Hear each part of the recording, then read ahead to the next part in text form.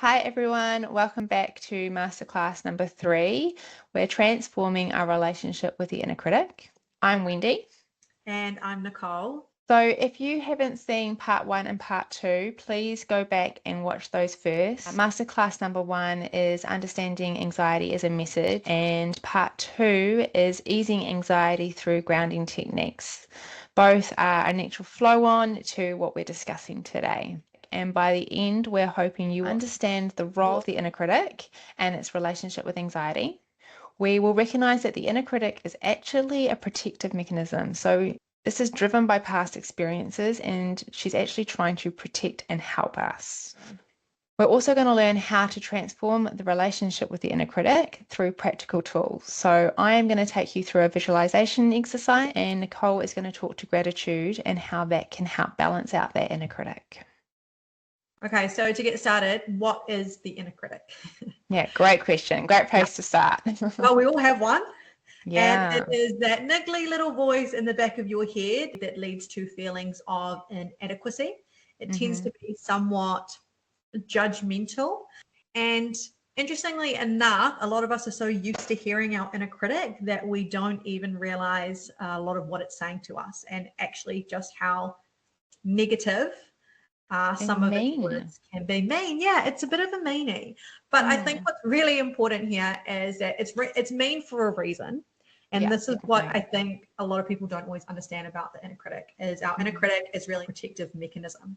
So it is trying to shield us from pain, embarrassment, from shame, and it is rooted in past experiences. So if you can imagine any situation that you've ever had in your entire life where you've felt that inner feeling of shame or embarrassment, it is a learned way of responding to that, and your inner voice or this inner critic is trying to protect you from experiencing that again. So what does it do?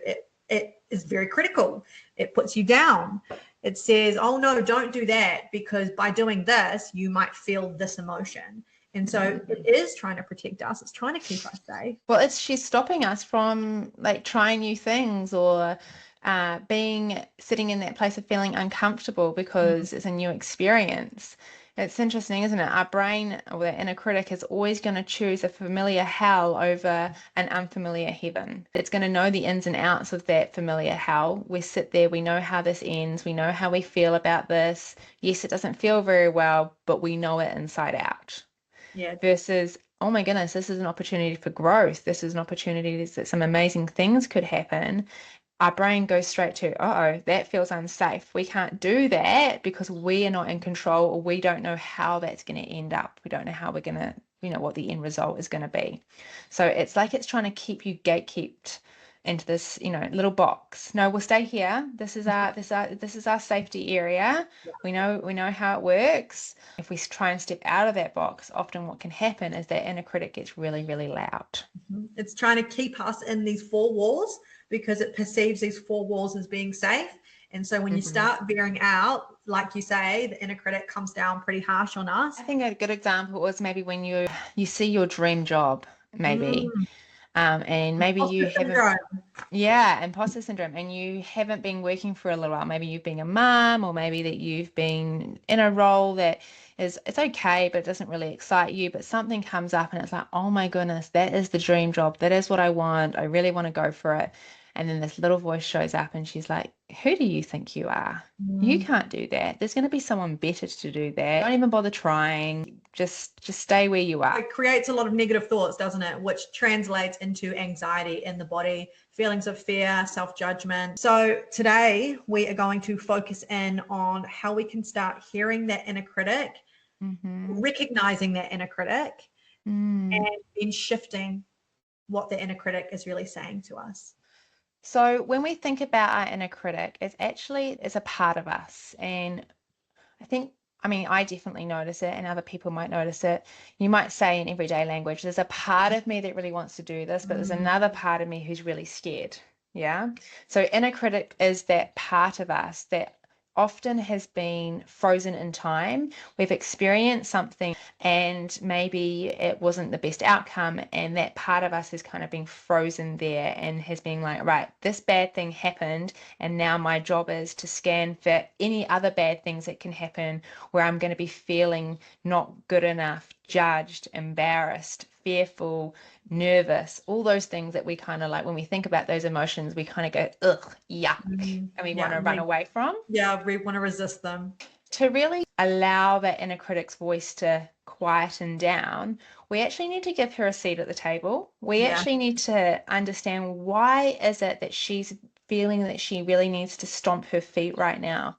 Our automatic reaction can be like, oh, okay, fine, I'm going to listen to you, feel gross. We'll just ignore that part that that thing I was wanting to do to expand myself. What we actually want to do is invite her to the table.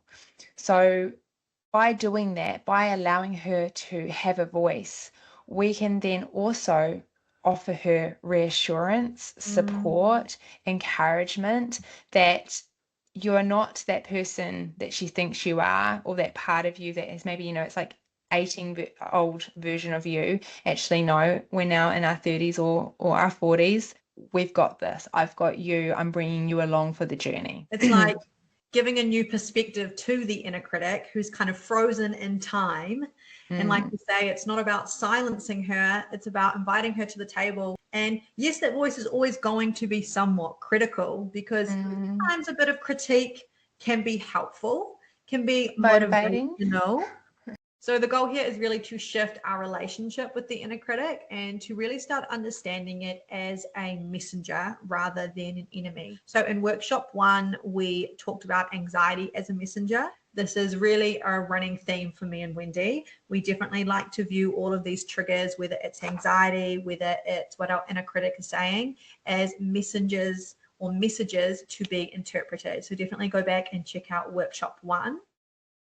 Wendy is going to take us through a bit of is it a reflection exercise, Wendy? What are we doing A today? visualization reflection exercise. So Awesome. let's get into that.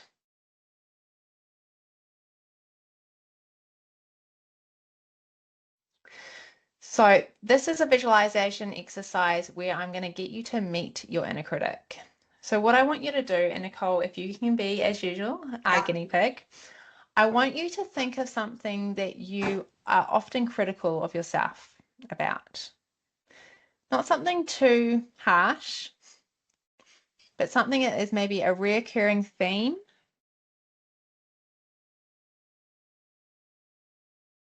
Okay, once that you have got the example of what you criticize yourself about often, I want you just to close down your eyes.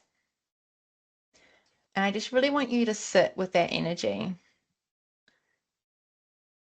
And I promise this may sound a little bit cruel, but I just want you to rehash some of those thoughts that kind of come up. How does she talk to you? What are some of the things that she says?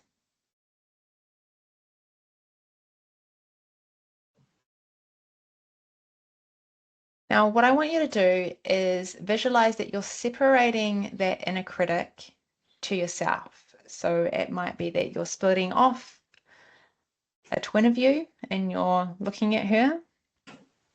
You might visualize that she looks a bit different to you.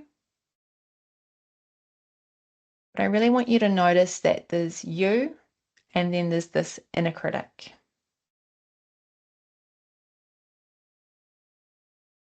And when you hear that voice, I want you to pause and I want you to ask her, what are you trying to protect me from? And listen to her response.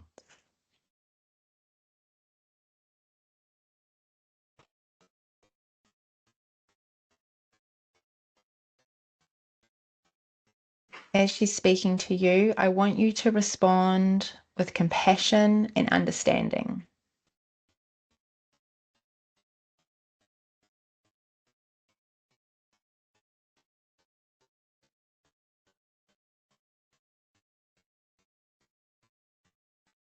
Then I invite you to thank her for her attempts to keep you safe.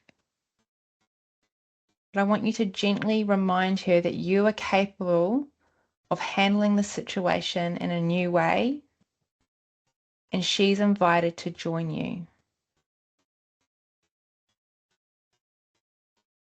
But you are going to need her to take a seat and trust. Trust that you can lead this.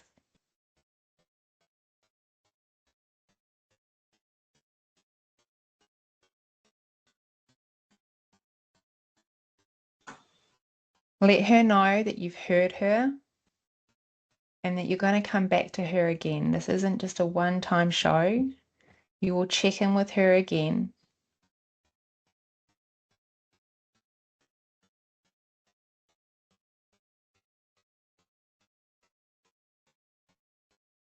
And just listen if there's anything else that she has to say.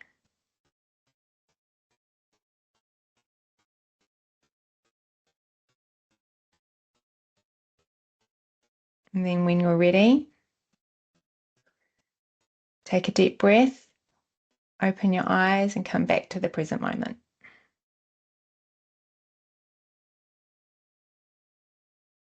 How was that? You know, it's interesting when you split off into, you know, maybe your twin or another part of yourself and actually noticing what that person looks like, because for me, it was definitely a younger version of myself. It was very much like a theme around, you know, wanting to fit in and my inner critic wanting to protect me from people thinking I was maybe, you know, a bit different or a bit strange. Yeah. So I think it's such a powerful tool to have. And I think over time as well, the more you can check in with that inner critic, the more you develop a relationship with them. But it also speaks to the neuroplasticity of the brain, because we're literally rewiring those neural pathways and creating a new voice for the inner critic. It's an awesome practice because we're also then sitting in a place of acceptance of all the parts of us. Yeah. We're not sitting in a place of being a victim or that imposter syndrome that I can't do this. We're having that kind of compassion, that understanding, okay, I can acknowledge there's a part of me that's really scared right now. However, I can step into my power and I can move forward and I can bring her along for the journey. It's that thing as well. It's like quite often we have thoughts and we believe them because they're very convincing. But when you understand what's really at the root of that thought or where it's sort of stemming from, it actually shifts you into a power position, like you say, because all of a sudden you realize, oh, this thought saying I'm not good enough is not fact. Yeah. It's a part of me that is scared. It's a part of me that is actually trying to protect me, and actually we owe it to ourselves to understand that part of us. And once again, it's through awareness that we're able to shift it. So I think one of the first steps in working with the inner critic, awareness.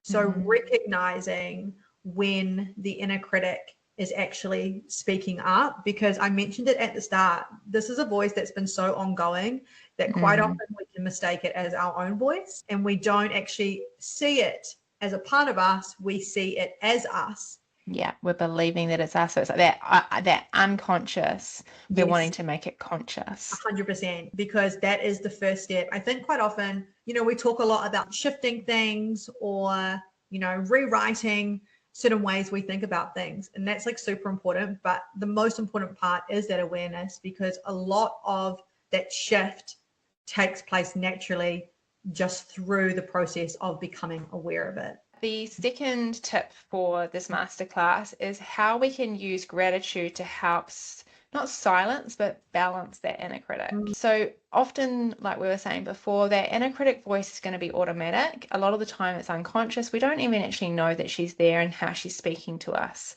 So once you've become aware of her and how she is talking to you, one technique that you can use is an and, but also.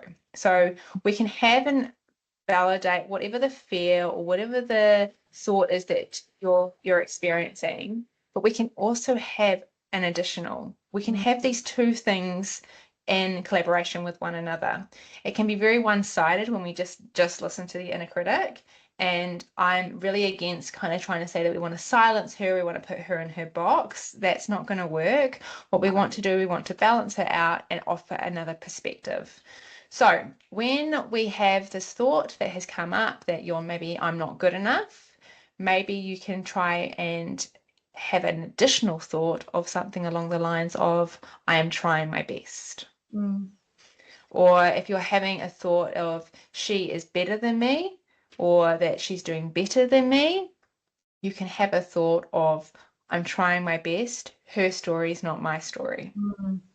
It doesn't always have to be completely whole opposite in terms of, the cheerleader of, oh my God, you're amazing, you're doing the best that you can ever do. It can just be something that's quite neutral and balanced, because then it's going to sit and it's going to feel realistic. It's going to feel safe in the body when you're repeating that to yourself. Therefore, if it's feeling safe, it's going to land, and it's probably going to stick around a little bit longer. Yeah. Also, just reminding your inner critic that you are safe. This is not the same scenario as where that sort of original thought or that original fear stemmed from. Yeah, just that whole idea of that. Yeah, I guess it's a yin and yang, right? We have this thing, I'm not good enough. Actually, how can you be more of that cheerleader for yourself? I'm growing, I'm trying my best. It's okay that I'm still learning, whatever it might be. Yeah, and it's that self-compassion stuff, eh? So it's like that's what we talk to in module 5 of Divine Balance. We go more in depth into how to really practice self-compassion, but having self-compassion for the inner critic and for us showing up and just trying is just really powerful in and of itself. Yeah, definitely. As we're talking, I'm just kind of having some downloads in terms of what the prompts could be, the journal prompts. Yeah, well, I will put some journal prompts up on the screen for you guys. The first one is, what is my inner voice telling me right now? And is it rooted in truth or fear? Nice. So it's a really good reflection exercise because it really identifies the source of the inner critic's message and it challenges its validity. So like I say, the inner critic is a protective mechanism. Sometimes it does have some valid things to say. It serves a purpose. A lot of the time, it's talking nonsense. Okay. So it's really filtering out, is this true or is this a fear-based thought? Secondly, how would I speak to a friend who was experiencing the same negative thoughts I'm having right now? It's a powerful one, hey, because how we speak to ourselves is so much meaner and harsher with little support compared to our friends or, associates. We kind of have so much faith in them and we're really encouraging. Would we talk to our friend how we're talking to ourselves right now? It's Probably like not. We wouldn't have any friends. Perspective shift, right? And the third one is, what do I need to hear right now to feel supported, empowered, and loved? You could say, what is my inner critic needing to feel safe right now? Yes, definitely. So it encourages you to focus on more of those nurturing words and offer affirmations to your inner critic to ease and regulate your inner critic, because we talk a lot about like regulating ourselves, but the inner critic is a part of us. And so sometimes through regulating the inner critic, by default, regulates us. Okay, so that brings us to the end of Masterclass 3. We're hoping that you have a better understanding about your inner critic and how she's actually trying to be a protective mechanism rather than the enemy. We hope that through the exercises that we've shown you today that you can have a better relationship with her, shift your relationship where it's going to be more one of compassion, love, gratitude, and understanding, and that you can really raise your energetic frequency to help alleviate that anxiety by understanding actually there's an unmet need here. And we're just trying to understand through curiosity what's going on for her and how can we support her. Definitely. It's shifting from that fear base into a space of, gratitude and acceptance.